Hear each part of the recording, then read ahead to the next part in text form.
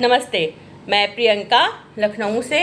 और आज मैं आपको जो कविता सुनाऊंगी उसका शीर्षक है मन में पतंग। खास बात ये है कि ये पोयम, ये कविता मैं फेसबुक पे लिख चुकी थी, लेकिन कुछ खास लोगों ने, कुछ खास दोस्तों ने मुझे कॉल करके ये बताया कि इसको लिख के नहीं, मैं उन्हें गा के सुनाऊं, बोल के उन्हें सुनने में ज़्यादा मज़ा आएगा। तो इसके लिए मैंने फिर से इसको उतारा है, क्योंकि जब मैंने लिखा था तो सीधे ही मैंने लिख दिया था, कहीं रफ वफ नहीं बनाया था। तो अभी उतारा है और इसका शीर्षक मैंने दिया नहीं था, उस दिन ऐसे ही भावावेश में मैंने लिख दिया। तो इसको मेरी बहन ने, शालू है, तो उसने जो है इसको किसी दैनिक ग्राम टुडे पेपर में डाला था, छपवाया था। तो उन्होंने शीर्षक दिया था मन में पतंग। और जब उन्होंने मुझे कटिंग भेजी तो मुझे उनकी हेडिंग बहुत अच्छी लगी, क्योंकि भाव तो सबके पास होते हैं। तो मैंने उन्हीं का शीर्षक रखा मन में पतंग। तो हमारा मन पतंग ही तो है, उड़ता जाता है, उड़ता जाता है, हम कहाँ पकड़ पाते हैं मन को। और उसी पतंग के साथ हम भी उड़ते जाते हैं, और हमें कहाँ जाना है हमें ये भी नहीं पता, पर हम उड़े जा रहे हैं। और उसमें होता क्या है कि हमारे अंदर की जो शांति होती है, हमारे मन की जो शांति होती है, वह थोड़ा थोड़ा हटती जाती है, हमारे अंदर से भागती जाती है। क्योंकि जब आपके अंदर अशांति आएगी तो शांति तो अपने आप चली जाएगी। क्या कारण है कि हम बाजार जाते हैं, हम बहुत सारी शॉपिंग करते हैं और हमारे मन में रौनक नहीं आ पाती, उदासी आ जाती है इतना शॉपिंग के बाद भी। कारण क्या है? कारण ये है कि 1951 के बे के बाद आया उदारीकरण। मनमोहन सिंह जो वित्त मंत्री थे, उन्होंने उदारीकरण लाया। उसके बाद भारत में एक किस्त परंपरा चल गई कि अब उस किस्त परंपरा के फायदे तो बहुत है, हर चीज़ के फायदे और हर चीज़ के नुकसान है।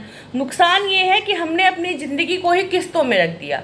हम घर से लेके फ़ोन तक सब किस्त पे ले रहे हैं। हमारे पास हमको ज़रूरत नहीं है, हमारा छोटे फ़ोन से 2000, 4000, 8000 के फ़ोन से काम चल रहा है, पर हमको एप्पल चाहिए, हमको सब कुछ किस्तों में चाहिए। तो जब आपको सब कुछ किस्तों में चाहिए तो आपका मन भी किस्तों में बिक जाता है।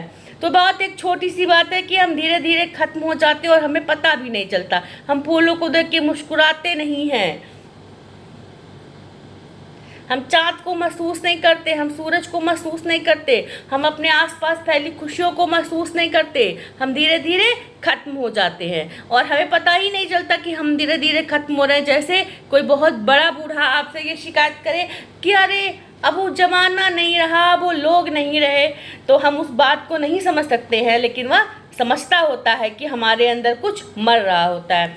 तो इसी पे एक छोटी सी कविता है कि मन में पतंग लेके हम जिंदगी भर घूमते हैं, हमारी पतंग जिंदगी भर उड़ती रहती है और अंत में हमें वापस धरती पर ही आना है। जैसे हमारी डोर टूटती है, हम वापस धरती पे आ जाते हैं।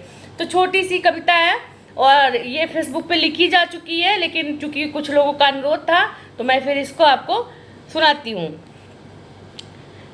मन में पतंग शीर्षक शालू जी द्वारा दिया गया है। हम धीरे धीरे खत्म हो रहे हैं, हम धीरे धीरे खत्म हो रहे हैं, जैसे समुद्र से नमक, समुद्र से नमक, नमक से खारापन। समुद्र वही है पर उस समुद्र से नमक कम हो गया है और नमक से खारापन कम हो गया है। सावन से बारिश, बारिश से गर्मी। हम किस्तों में मर रहे हैं, जैसे पेड़ों से हरे पत्ते, डालियों से फूल जिन्हें गिरना नहीं है पर वो गिर जा रहे हैं। जैसे पेड़ों से हरे पत्ते, डालियों से फूल, जैसे छत पर घर, घर में बंद चिड़िया। बाजार में छाई उदासी, मंदिरों में छाई रौनक। हम धीरे धीरे जी रहे हैं, जैसे मन में पतंग, पतंग में रंग। बहुत छोटी सी कविता है मगर बहुत भाव लिए हुए है। कई बार जब हम कुछ लिख लेते हैं तो हमें खुद नहीं समझ में आता कि हम कैसे छोटी सी इतनी लाइनों में कैसे पूरे मन को उतार के रख दिया, या कैसे ये भाव आ गए, ये शब्द आ गए।